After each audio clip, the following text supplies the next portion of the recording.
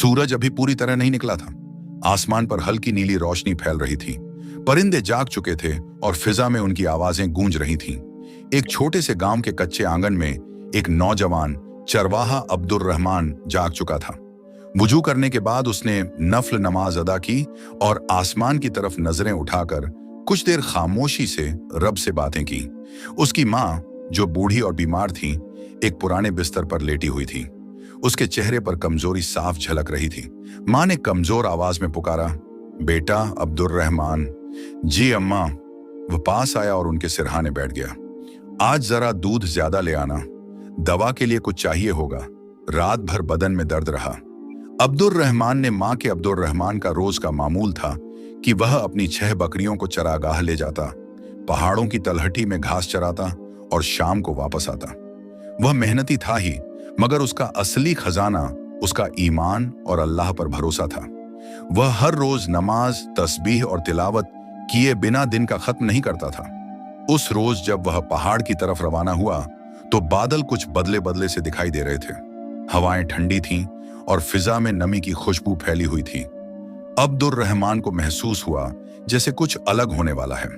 वह चुपचाप बकरियों को लेकर पहाड़ी रास्तों पर चढ़ने लगा।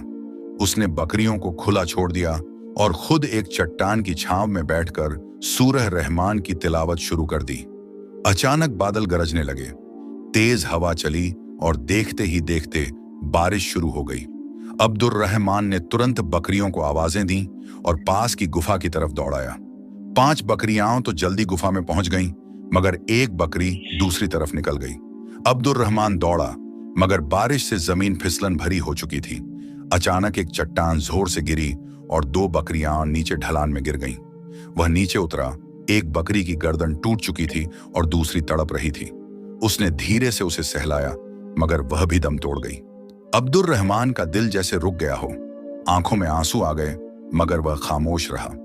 उसने अपनी चादर फाड़ी, दोनों बकरियों को लपेटा और उसी गुफा के एक कोने में नरम मिट्टी खोदकर उन्हें दफन कर दिया।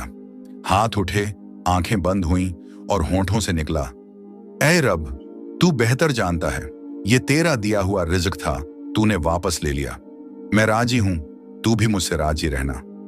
इस सादगी भरी दुआ के पीछे उसका पूरा यकीन छुपा हुआ था। ना शिकवा, ना अफसोस, ना दुनियावी नुकसान का हिसाब। उसका अल्लाह उसके साथ था। शाम के करीब जब वह वापस गांव आया तो मां दरवाजे पर बैठी इंतजार कर रही थी। उसकी आंखों में सवाल थे। अब्दुर रहमान ने खामोशी से 4 बकरियों का दूध निकाला और हैरानी की बात यह थी कि आज इन 4 बकरियों से उतना दूध निकला जितना पहले 6 से भी कम निकलता था। मां ने दूध पिया, दुआ दी और बोली, अल्लाह तुझे अपने खजानों से अता करे। अगले दिन गांव में एक जबरदस्त तूफान आया। पहाड़ों से मिट्टी के बड़े बड़े टुकड़े गिरे, नदियां उफान पर आ गईं और कई घरों के पिछवाड़े जमीन में धंस गए। गांव के दूसरे चरवाहों की बकरियां बह गईं या मर गईं, लेकिन अब्दुर रहमान की बकरियां गुफा में महफूज थीं। जब गांव वालों को पता चला कि अब्दुर रहमान ने पहले ही एहतियात कर ली थी तो सब हैरान रह गए। कुछ दिन बाद गांव के पास एक काफिला रुका। यह काफिला बगदाद से आया था और शाम जा रहा था।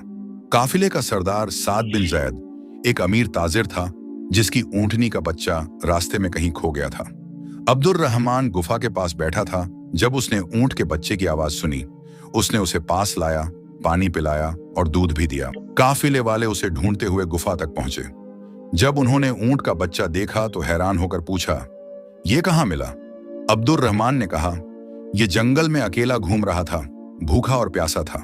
साद बिन जैद ने कहा, तुम चाहते तो इसे बेच सकते थे, इसकी बहुत कीमत मिलती।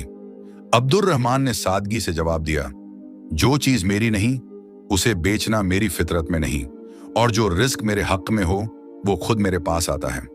साद बिन जैद उसकी बात से इतना प्रभावित हुआ कि उसने अब्दुर रहमान को बगदाद आने की दावत दी और कहा, मैं तुम्हें तिजारत सिखाऊंगा, तुम्हारे जैसे ईमानदार शख्स की मुझे जरूरत है। अब्दुर रहमान ने कहा, मैं इस्तिखारा करूंगा, अगर अल्लाह ने बेहतर समझा तो जरूर आऊंगा। उसी रात वो सजदे में गिर पड़ा और रोते हुए रब से दुआ की कि उसे वही रास्ता दिखाए जो बेहतर हो। उसकी मां ने भी नम आंखों से उसके सिर पर हाथ रखा और कहा, जा बेटा, अल्लाह ने तेरा दरवाजा खोल दिया है। जो सब्र, ईमानदारी और यकीन तूने रखा, अब उसका फल मिलेगा। कुछ दिन बाद अब्दुर्रहमान काफिले के साथ बगदाद रवाना हुआ। वहां जाकर उसने साद बिन जैद के साथ तिजारत शुरू की। कुछ ही सालों में वो न सिर्फ कामयाब ताजिर बना, बल्कि पूरे बाजार में उसकी ईमानदारी की मिसालें दी जाने लगीं। लोग उस पर पूरा भरोसा करते और वह हर मुनाफे से पहले ज़कात और सदका निकालता। जुमे के दिन जब लोग उससे कामयाबी का राज पूछते तो वह हंसते हुए कहता, जब मेरी 2 बकरियां पहाड़ से गिरी थीं, मैं टूट चुका था, मगर मेरा यकीन सलामत रहा, और आज जो कुछ है वो उसी यकीन की बरकत है।